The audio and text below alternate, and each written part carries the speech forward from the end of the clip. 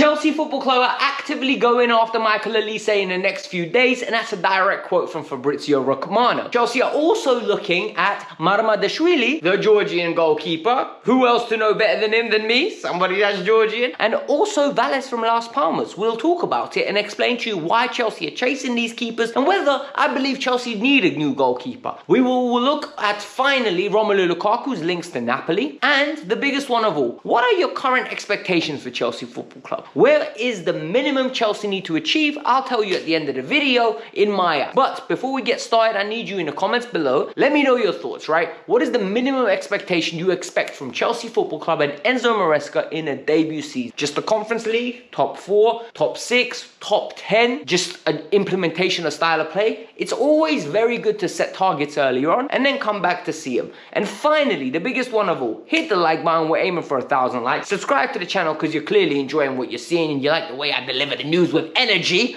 And finally, let's get started with the news. Clearly, you got your snacks the way I got mine. You're going to be eating them, you're going to be enjoying them and watching this video. So let's start. Michael Olise is somebody that Chelsea have been chasing for a while.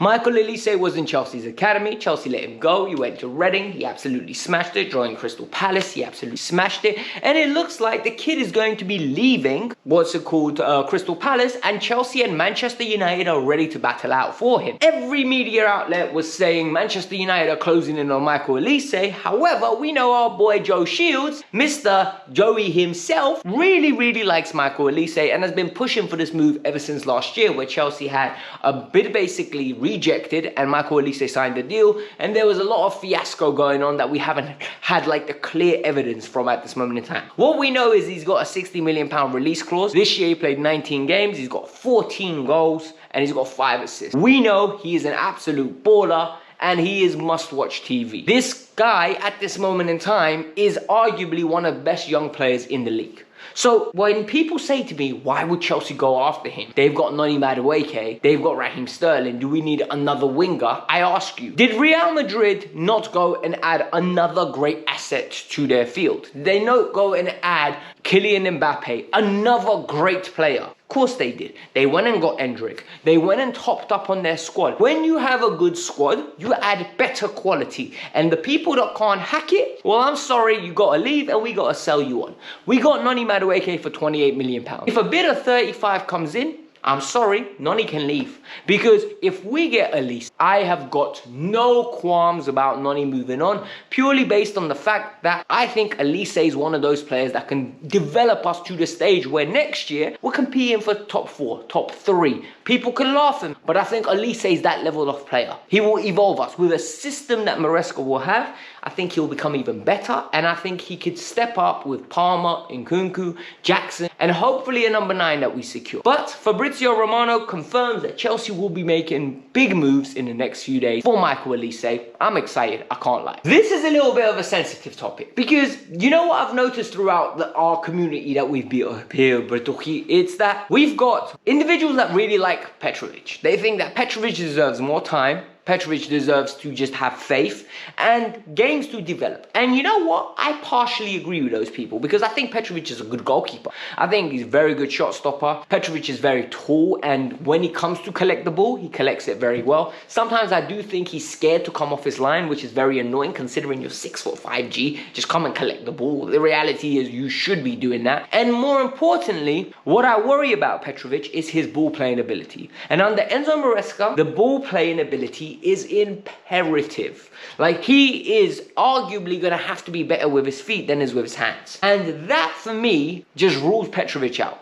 I think Robert Sanchez is not a good goal. And there are certain people that get upset when I say that, but he was Brighton's 3rd choice for a specific reason. And for some reason, our stupid teams sometimes do stupid things, right? They go and pay 25 million for a 3rd choice goalkeeper, which absolutely blew my mind then and is still blowing my mind now that somebody authorized it. Considering Lawrence, Winstanley, Joe Shields, and all the other recruiting team was sitting there, not one of them said, you know what, why are we paying 25 million for this shoe? Not one of them said that.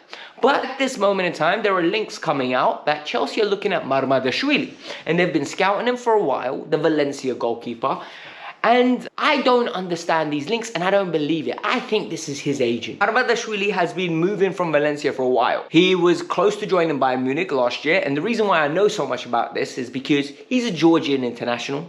I am Georgian. And more importantly, I keep tabs on a lot of Georgian footballers because we don't develop many great ones. So after Khvicha Kvaratskhelia and Marmadashvili, we aren't left with many talented players, you know what I mean? Like we got Chakuladze at Watford, and other than that, Davitashvili at Bordeaux, and that's it. We're a country that don't develop phenomenal footballers. We do boxing, we do rugby, we do what's it called, wrestling. We don't do football. So the fact that we've qualified to the Euros, firstly, miracle. And secondly, the fact that we have a player playing for Napoli and Valencia, amazing, right? So this goalkeeper, very good shot stopper, commanding, leader, but can't play out of the back. It makes no sense to me. This move cannot happen. I don't want him to come to Chelsea and then I have to say Marmadashvili again made some mistake with his feet. He's just not good enough with his feet and I have to criticize him. I don't want to do that to my countrymen. I really don't. It frustrates me. Furthermore, we're also linked to Valles from Las Palmas, 26-year-old. I think he's a Spanish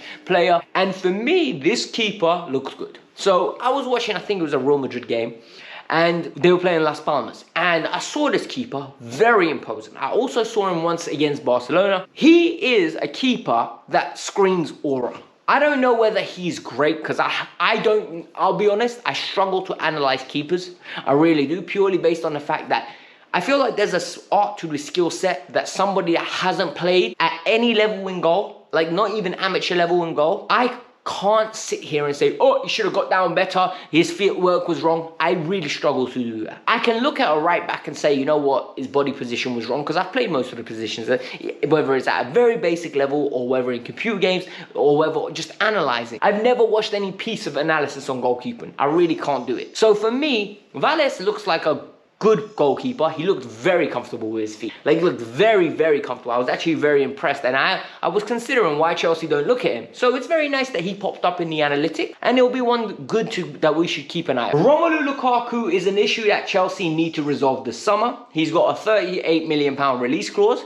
Last year, Chelsea accepted a fee from Al Hilal, and the deal broke down because Lukaku just didn't want to go to Saudi Arabia. However, this year, Roma can't afford to buy him. They don't want to pay the money, like at the end of the day. And it looks like Napoli might look to make this deal happen due to Antonio Conte. That's what the reports are coming out. However, Sky Italy can be just doing some creative journalism here. Oh, Conte's gone to Napoli. Napoli want another striker. Boom, Lukaku. Do you know what I mean? Like, it's a very easy link. We all expected it. If we had to put our mortgage on something, it would be one of those, right? Oh, there'll be a link in the next few days. Conte's got the job at Napoli, that Lukaku's going to join him.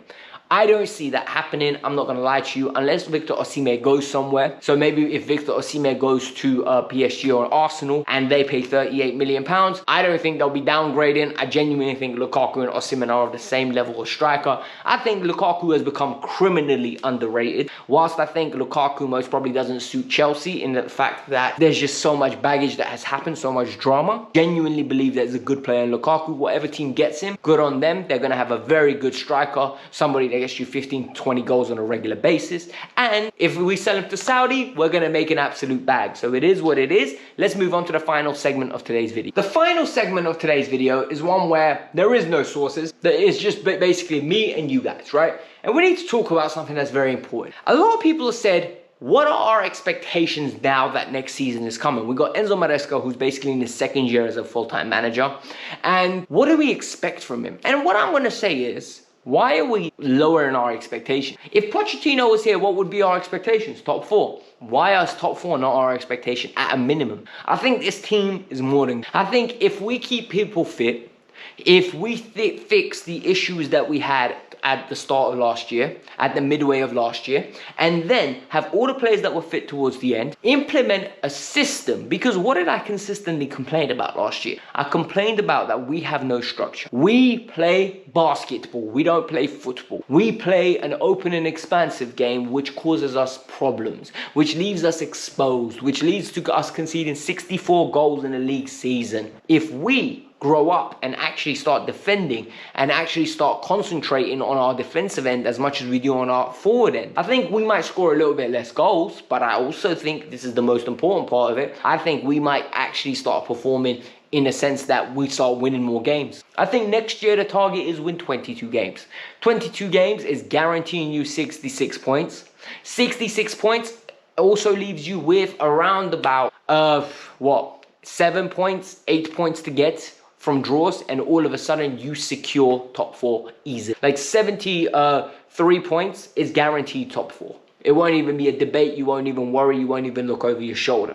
So what Chelsea need to do is win 22, draw 8 or 7, and all of a sudden we're in a very good position. I don't think that's an unreasonable ask. I want to do very well in the Conference League. I want to go deep and I want to win it. Cup competitions, it is what it is. And the Club World Cup. I want to go there at the end of the season and make an example. I want to be one of the clubs that leaves the tournament saying, oh, you know what, we made the semi-final, generate the revenue so that we can go reinvest. And more importantly, elevate ourselves back up to a level where we have respect, and that people's going to go, oh yeah, Chelsea haven't been in the Champions League for a while, oh, they're going to be missing out, and we become a butt of everyone's jokes, because that's what we are at the moment, and it really frustrates me. So these are my expectations: top 4, Conference League, deep cup runs if possible, and a great showing in the Club World Cup. Let me know yours, hit the like button, subscribe to the channel. Peace out, I'm out, have a lovely day.